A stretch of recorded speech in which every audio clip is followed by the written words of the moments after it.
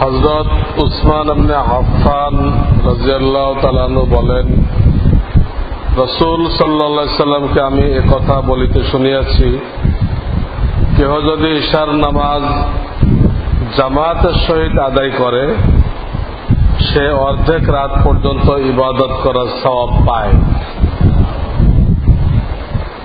আর যদি ফজরের নামাজও জামাতের সহিত আদায় করে তবে সারা রাত ইবাদত করার সমান সওয়াব লাভ করে। তো আল্লাহ তাআলা এই উভয় নামাজ আমাদেরকে জামাতের সাথে পড়ার তৌফিক দান করেন।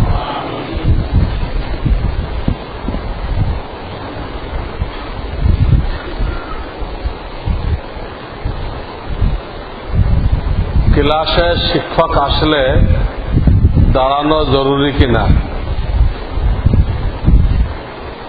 রাসূলুল্লাহ সাল্লাল্লাহু আলাইহি সাল্লাম থেকে সম্মানিত কেউ নেই। রাসূলুল্লাহ যখন ক্লাসে আসতেন আসহাবে সুফফাওয়ালাদের ক্লাসে, তো প্রথম তারা দাঁড়াইতো। পরে নবী আলাইহিস সালাম অসন্তুষ্টি প্রকাশ করলেন এই দাঁড়ানোতে, যে কারণে তারা দাঁড়াইতো না। দাঁড়ানো হুজুরের অপছন্দনীয় ছিল। মহিলা শিক্ষকদেরকে সালাম দেওয়া যাবে কিনা? মহিলাদের সালাম না দেওয়াই উচিত, কারণ খামাখাটা ফিতনা হইতে পারে।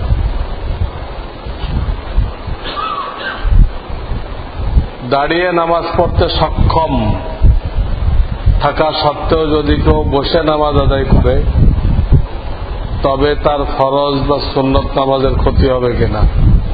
ফরজ নামাজ তো হবেই না। শক্তি থাকা সত্ত্বেও বসে পড়লে ফরজ নামাজ হবেই না, সুন্নত হয়ে যাবে, সব অর্ধেক পাবে, সওয়াব অর্ধেক পাবে। গায়রে মুকাল্লিদ কথার অর্থ কি?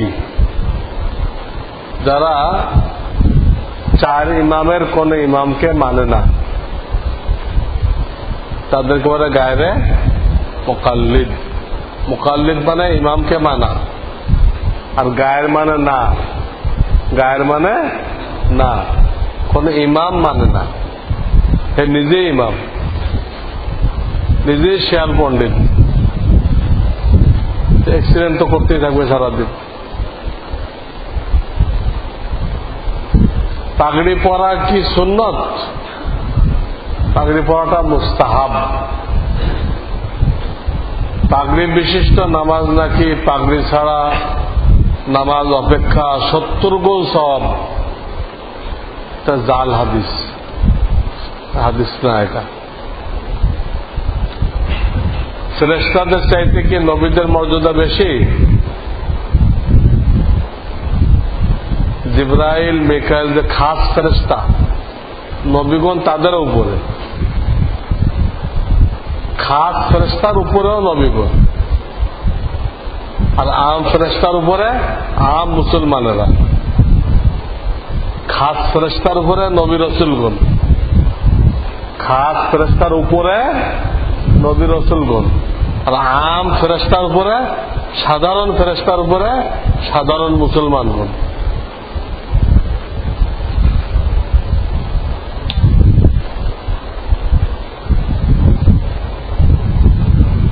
প্রথম ব্যক্তি মৃত্যুবরণ করেছে,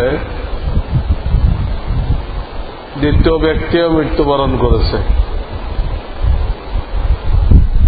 প্রথম ব্যক্তি দ্বিতীয় ব্যক্তির কিছু জিনিস গোপনে নিয়েছে, পরিশোধ করার উপায় কি?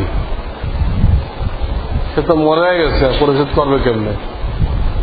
এই জন্য প্রথম ব্যক্তির যারা ওয়ারেস আছে তাদের যদি বিষয়টা জানা থাকে তা তাদেরকে জানাই দিতে হবে। তারা দ্বিতীয় ব্যক্তিও মারা গেছে, তার ওয়ারেসদেরকে দিবে, যে জানে তার দায়িত্ব প্রথম ব্যক্তির ওয়ারিসদেরকে জানাই দেওয়া। প্রথম ব্যক্তির ওয়ারিসটা আবার কাকে দিবে? এটা দ্বিতীয় ব্যক্তির ওয়ারিসদেরকে দিয়ে দেবে। এই হলো আদায় করার সুরত।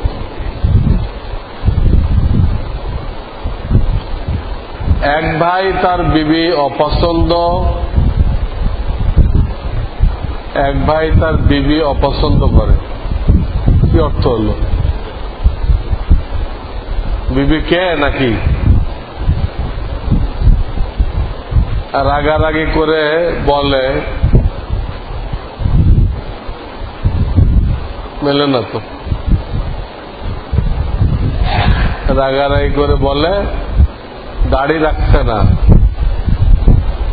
এবং সুন্নতে লেবাসও পরছে না। তার বিবির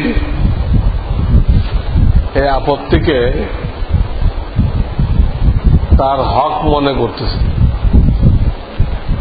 এই ভাইয়ের জন্য মাসালা কি হবে? কিন্তু এই লোকটা তো ক্লিয়ার লিখতে পারে না। এক ভাইকে তার বিবি অপছন্দ করে, কি জন্য? এই জন্য যে সে দাড়িও রাখে না, সুন্নতি লিবাসও পরে না। ঠিক আছে, বিবির অপছন্দ করাটা ঠিক আছে, কিন্তু শরিয়াতে তাকে অপছন্দ করে। সে পুরুষ হয়ে মহিলা সাজতে কেন? মহিলারা তো আসে পুরুষের ঘর করতে, আজকে দেখে আর এক মহিলার ঘরে আসে, আপত্তি করবে না? দেখতেও মহিলা, কাজেও মহিলা। কাজে মহিলা এই জন্য দাড়ি কাটে, তাদের পুরুষত্ব শক্তি নষ্ট হয়ে যায়, কমতে থাকে। দুই কারণে সে মহিলা হয়ে গেল।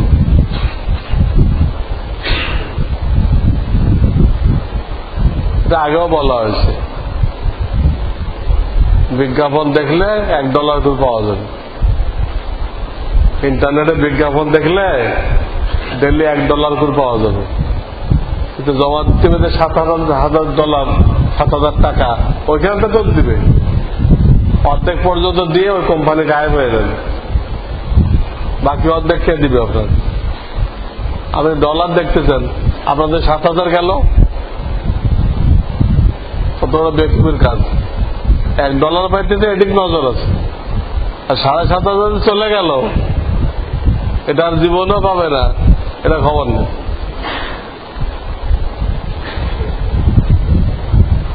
আবিবা হুরায়রা নামের অর্থ কি?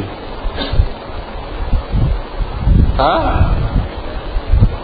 আবু হুরায়রা লিখছে তো আবিবা। আবিবার তো কোনো অর্থ জানা নেই আমার। আর হুরায়রা মানে ছোট বিড়াল। তো ওনার আস্তিনের মধ্যে, আমার হাতার মধ্যে এটা ছিল, এই জন্য হুজুর ওনার নাম দিয়েছিলেন আবু হুরায়রা। তুমি তো বিড়ালের বাপ। তা হুজুরে মজাক করে বলছিলেন। সাংবাদিকরা যেভাবে দেশ বিদেশের খবর সংগ্রহ করতে গিয়ে ছবি তোলে, এই ক্ষেত্রে তাদের উপার্জিত অর্থ হালাল হবে কিনা?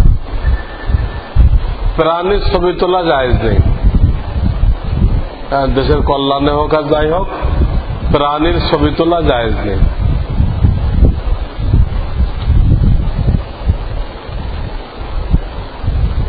সম্পূর্ণ অপারগ অবস্থায় ব্যবসা পরিচালনা ও তা থেকে উপার্জিত আয়ের বিনিময়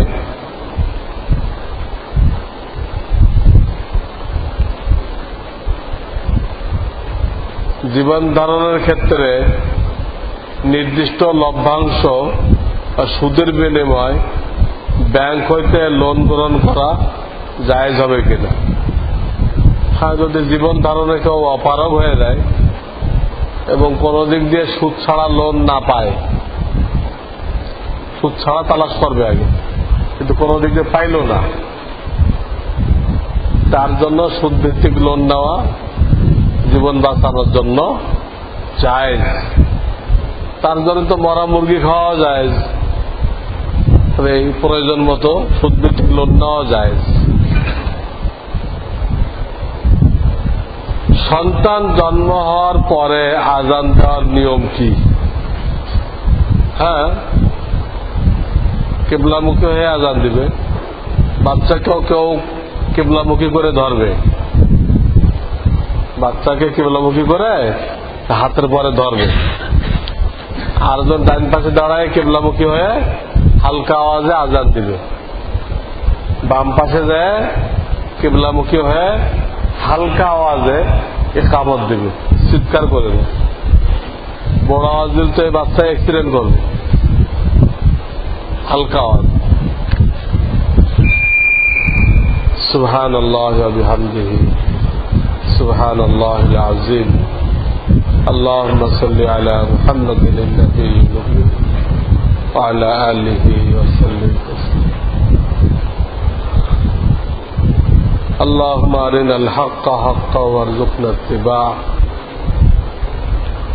وأرنا الباطل باطلا وارزقنا اجتنابه. اللهم إنا نسألك الجنة ونعوذ بك من النار. اللهم آت نفسي تقواها وزكها أنت خير من زكاها. سبحان ربك رب العزة عما يصفون وسلام على المرسلين والحمد لله رب العالمين.